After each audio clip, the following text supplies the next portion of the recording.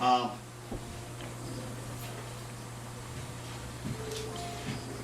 pastors,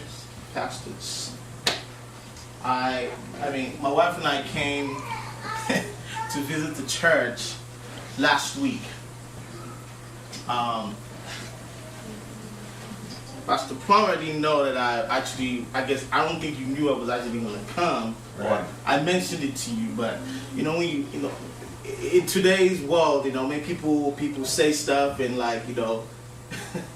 and they never really quite do it. I told them that we couldn't visit the previous week, and I said I'll come next week. So what I just did was I didn't even tell them I was going to come anymore. I just showed up. Right. And then I showed up, and it wasn't here, and I was looking, and I saw his brother. And I was like, hey, is that him? He got taller. Really got taller. But Pastor Lorraine was just so anointed. Amen. And I found faith in this house. Amen. In this church as my wife and I came in, and the word was so poignant for us. Thank you for that word, for obedience, to share that. I know you were pressed for time, but it was still powerful. Yes. And we've known Pastor Plummer for the last maybe 8 months. And ever since we met him too, just the same thing. There was a connection there. And I think he thought we went back to California. But to cut the long story short, what really happened was about a year and a half ago, my wife and I moved from California to the DC area, specifically Alexandria, Virginia, to start a missions ministry, and eventually plant a church. And the process of what God has done in our lives to this point has just been amazing, because in about the second week of being in the DC area, we met a Foursquare pastor. Now, for those of you guys don't know, I do have a strong Foursquare background. Like Genesis, I was dedicated in a Foursquare church back in Lagos, Nigeria. Wow. So, it runs deep. Same with my wife. Roncat and I we have a heart for the nations.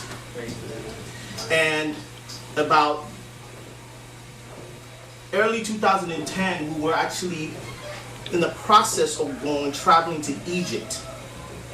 It was an opening there. We had gone to Egypt in 2009, and God did a tremendous work. And we were going back to Egypt. We were transitioning out of the work that we did in California, in campus ministry mainly in California. And we were going to Egypt, and God intercepted us. I had my bags packed, everything. And God said, no, don't go. And a week later, we got a word, come to Alexandria, Virginia. We were actually supposed to go to Alexandria, Egypt. I've never been to the area before. I think I came for a friend's wedding in D.C., like in 2007, and that was the first and the last time I ever came. I had no interest in D.C., none whatsoever. But God says, come, and we said, you know what, we're just going to obey. Yeah. We don't have kids, so it's a little bit easy to pack your stuff and go. Man, I got to think about the school year and all that. We just okay. It's just us. We can move. And the faith is really being like a faith journey for us as we move. Really packed our bags, put the rest of our stuff, shipped it across the country, threw the rest of the stuff we had in our car, and we drove across the country. Drove across the country and believed God all the way through till we got to the DC area. And we knew no one really. And that whole journey has brought us to this place where we've met just tremendous amount of people, as well as men and women of God like Pastor Plum, that I've just opened up their heart. And I call it divine connection. Since we've been here, we've sown in places we never reaped. We've reaped in places we've never sown to. But that's how God works. Right. And so the connection that he's talking about, I really believe is divine. Right. And I believe God's going to do something great even through it. This morning, as I was praying throughout this week, I said, God, what do you have? What do you have for your people?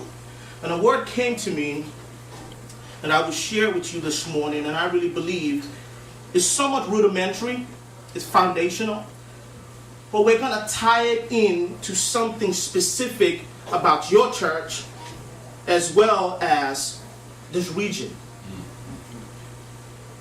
In real estate, for if you guys have been in that industry before, there's one phrase that say, location, location, location. I don't care what type of house you have. I don't care if it looks like a dump. If it's in the right location, it'll sell. Right, right, right. You might have the biggest mansion, and it's the back country somewhere where it's worth nothing, that land, that geographic area, and your house would not sell. Location, location. There is a purpose by which God started this church here in the DC area. I guess you guys call it DMV. DMV. When I came, I really didn't know how. It's coming from California. Cities had individual identities. I came to the DC area and people would talk about DMV. I'm like, what's DMV? Like, that's Washington, DC, Northern Virginia, and Maryland. I'm like, there's like one, it's one thing. It's like, wow. And the identity, the spiritual identity of the region is interlocked. There's a destiny over this region. I really call it the seat of power. America is still the most powerful nation on the earth. I know the economy is not good.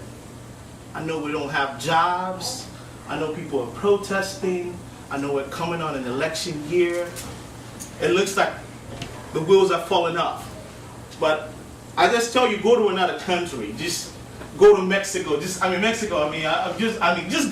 another country and find out how good we still have it here. And here, America is the Rome of its day. It is. In influence, in military might, and we're sitting smack in the middle of it in the DC area. Ask yourself, why is my church here in this region? What is the purpose?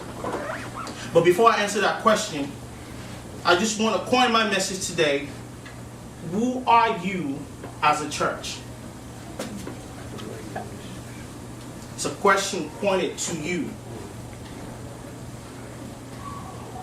Who are you as a church?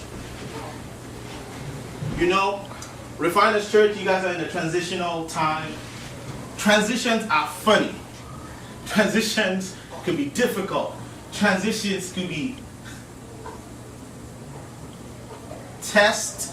a test that sometimes you don't want to go through. But God knows why He's bringing you to this transition.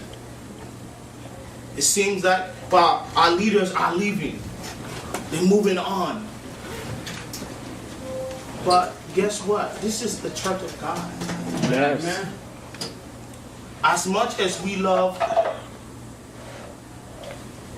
the pastors, the reality is God placed them here in this season, and they poured into you guys.